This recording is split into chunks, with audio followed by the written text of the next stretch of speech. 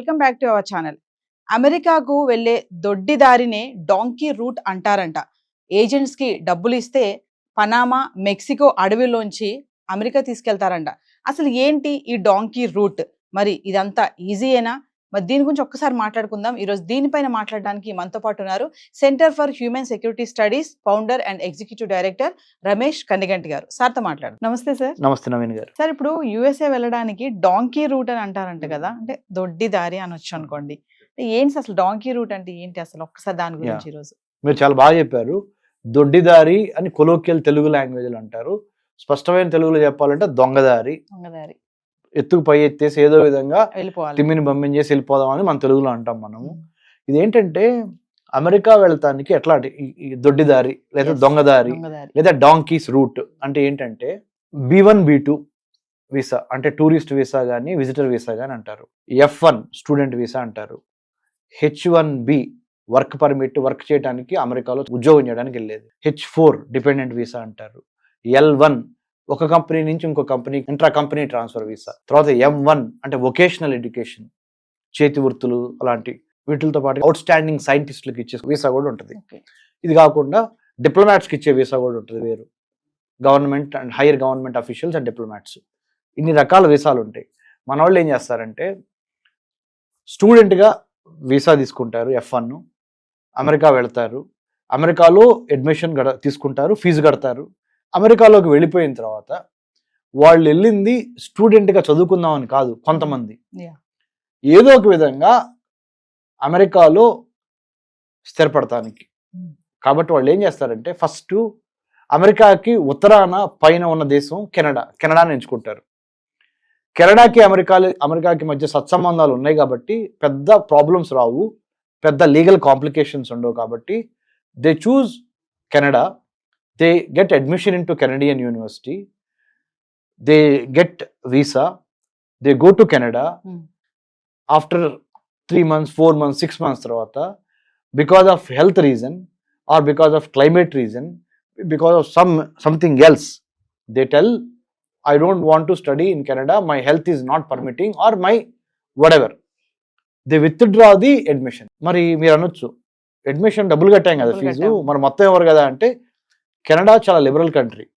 Student యొక్క సంక్షేమం కోసం మీరు 100 రూపీస్ ఫీజు కడితే దాంట్లో ఎంతో కొంత చిన్న అమౌంట్ మినహాయించుకొని సింహభాగం లైన్ షేర్ తిరిగి ఇచ్చేసే అవకాశం ఉంది.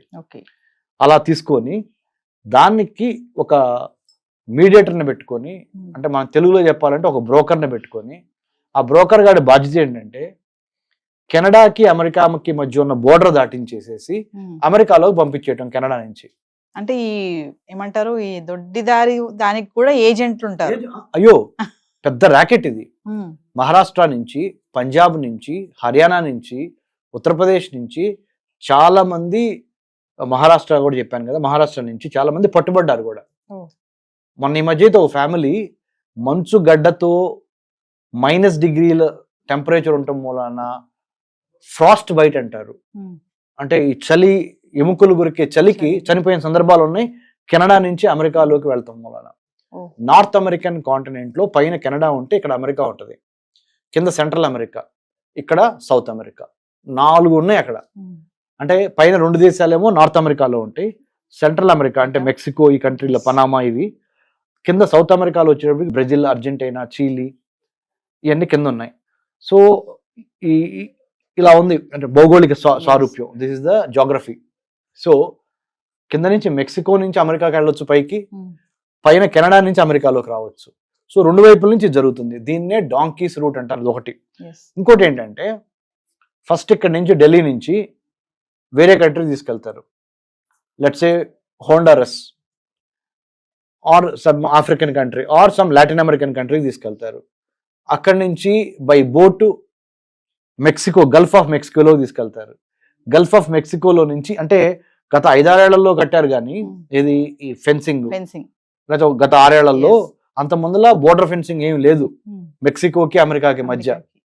ఎటువంటి పెద్ద స్థాయి సెక్యూరిటీ కూడా లేదు. సో డ్రగ్స్, నార్కోటిక్స్ అనండి, ఆర్మ్స్ అనండి, హ్యూమన్ ట్రాఫికింగ్ అనండి, ఇవన్నీ కింద మెక్సికో నుంచి పైకి అమెరికాలోకి వెళ్ళాయి. సో ఈ రూట్లని కూడా మనము డాంకీస్ రూట్ అంటారు. అంటే సరే ఫారెస్ట్ లోంచి వెళ్తారని అంటారు, అంత ఈజీ కాదు కదా ఇది. ఈజీ కాదండి. నదులు, సముద్రాలు, పర్వతాలు, మానవ జీవితము 2 అంశాల మీద ఆధారపడి ఉంటుంది నవీన్ గారు. ఒకటి భయము, ఇంకొకటి ఆశ. You are fearful of something, that's why you do certain things or you don't do certain things. You are hopeful of something, that's why you do certain things to get that.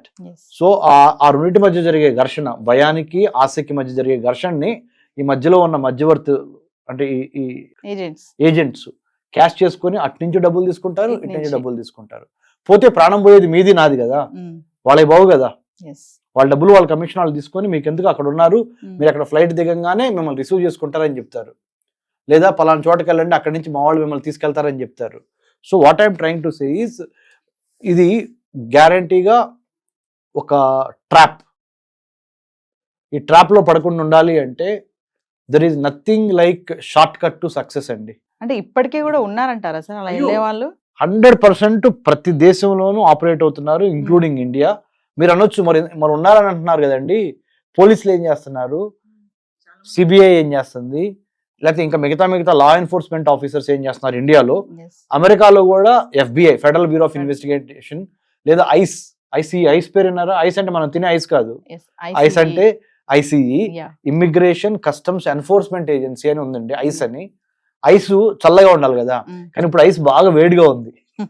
ఎందుకంటే వాళ్ళు 24/7 పనిచేస్తా అందరిని ఏరిపారేస్తున్నారు. మరి ఇంత కష్టపడి వెళ్తున్నారు కదా sir, మరి షార్ట్ కట్ లో ఏజెంట్ దగ్గర డబ్బులు కట్టుకొని, మరి ఇప్పుడు ట్రంప్ వాళ్ళందరినీ వెనక్కి పంపించేస్తున్నాడు, మరి ఏంటి వాళ్ళ పరిస్థితి? అదే ముందర మనం ఆలోచించుకోవాలి. ఎప్పుడైనా సరే దూరపు కొండలు నునుపంటారు తెలుగులో.